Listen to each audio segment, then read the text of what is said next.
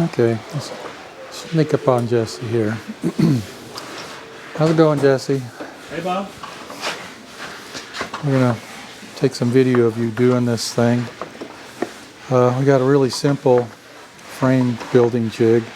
There's lots of versions of this. Some people use doweling instead of these little 3/16" boards.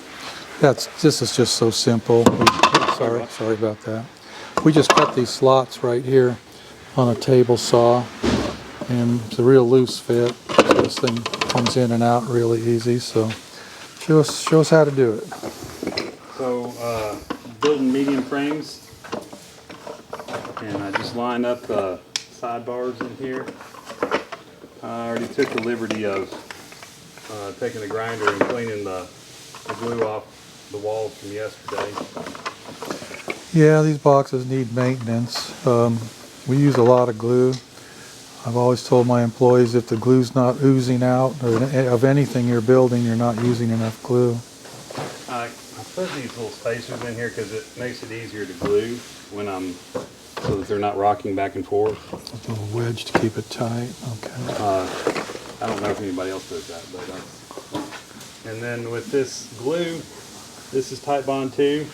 I like to get it into the crevices of both corners there because that's, you'll notice on these top bars and bottom bars, your groove in the middle. If this is sitting on the glue there, you're not going to get any contact with that groove. So you want to get good contact with the wood on both sides of that groove. So I like Type Bond 2 for this because it's got a little bit more viscosity, not viscosity, it's thicker than the Type Bond 3. And so it kind of hangs in the corners a little bit better for this particular application. Yeah, and we can see he's not messing around with the glue. That's a lot of glue, and that's the way to do it. That's the way we approach it. I keep a bucket over here with 2 towels, and as long as I keep the towels wet, the glue doesn't dry on there, and I can wring them out and use them over and over like that.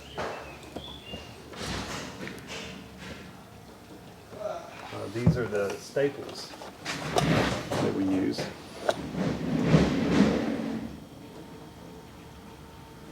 Okay. Let's look at your staple gun, what you got there. It's a rigid 18 gauge narrow crown staple.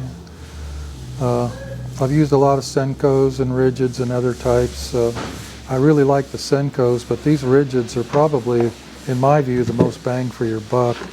They're relatively inexpensive, and we get pretty good service out of them. So we like using the rigids. We put together quite a few frames. There's a lot of staples that go through that gun. Yeah.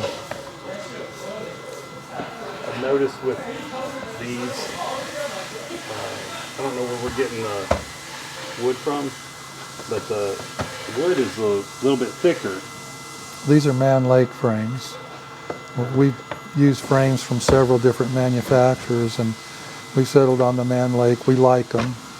They do a good job. They have good precision cuts, and we just like the Man Lake frames. Something else that kind of goes along with this is we keep a bottle of glue in the truck and frame fixers and extra nails for fixing on the job. We don't like to let a frame go by without being fixed in the field if it tears or breaks. Yeah, it's time consuming. It's kind of hard sometimes to stop for 5 minutes and fix a frame, but that's the time to do it.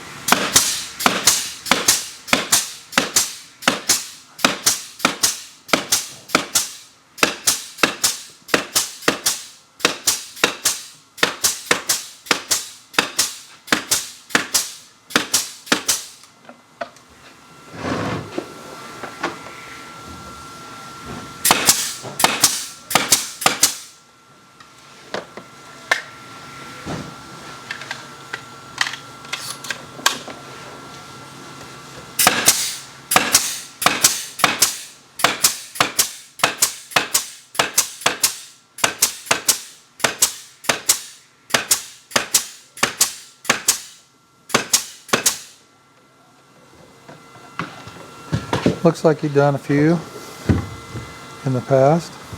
Yeah.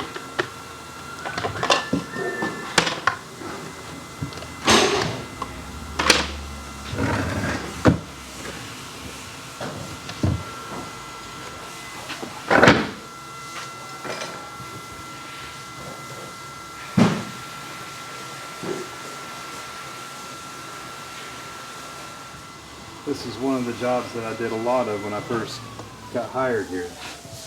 Everybody starts out with this stuff. So, is it cost effective to build our own? And the answer is actually yes.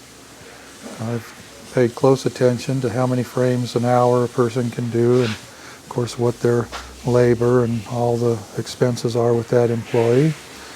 And it is a little cheaper to assemble our own than to buy pre-assembled, but we do both.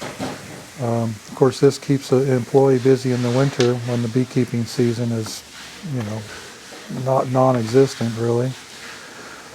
But we can't do enough. We go through tens and tens of thousands of frames between the store and our own outfits. So we've actually got a semi-load of pre-assembled frames showing up next week here, but we're still building some just to kind of get the numbers bigger.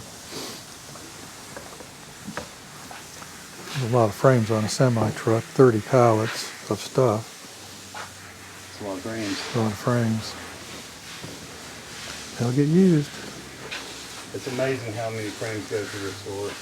Yeah.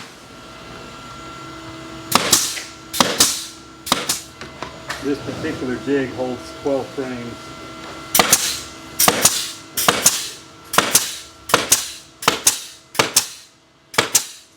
But you could make it 5, 10, whatever. And then I keep a rag here and some water so that I can wipe off the excess glue.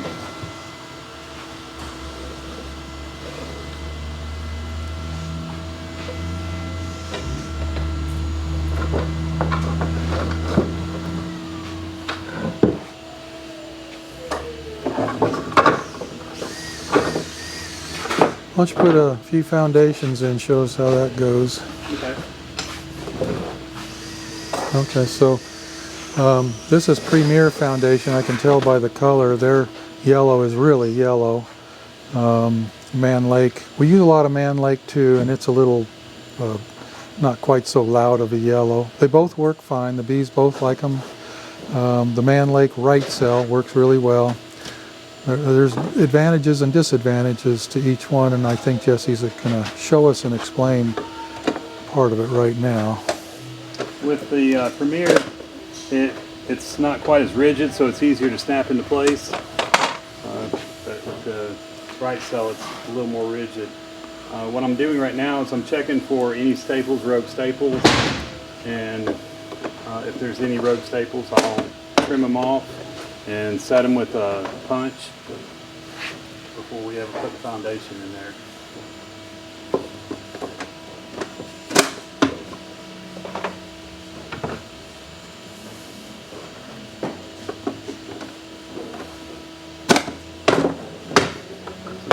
Sometimes slamming it'll set the foundation too when you snap it in. Okay. Simple as that. All right. There's a rogue staple there. And what I do with that is I just grab some side cutters here. Go slow so let the camera focus. There you go. Okay. Clip it off. Then I take a little punch and set that. And that's important because when you're in the field, if you're pulling frames out, sometimes the staple will puncture your skin. You'll think you're getting stung and it's just a staple. Yeah, we don't want to hit it by accident in the field. All right, simple as that. Thank you, Jesse. Yeah.